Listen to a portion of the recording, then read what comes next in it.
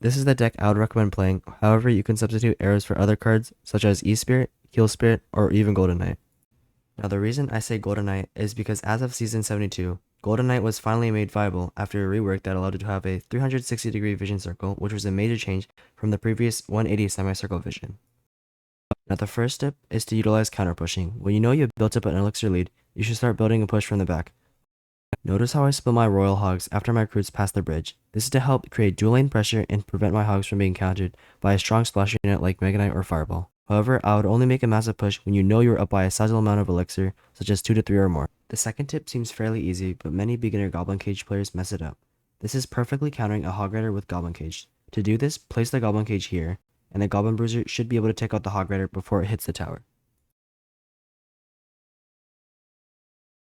However, be careful not to place it late, because if the Hog Rider gets past where you place the Goblin Cage and then retargets back to the Goblin Cage, the Hog Rider will get 2 hits on the tower.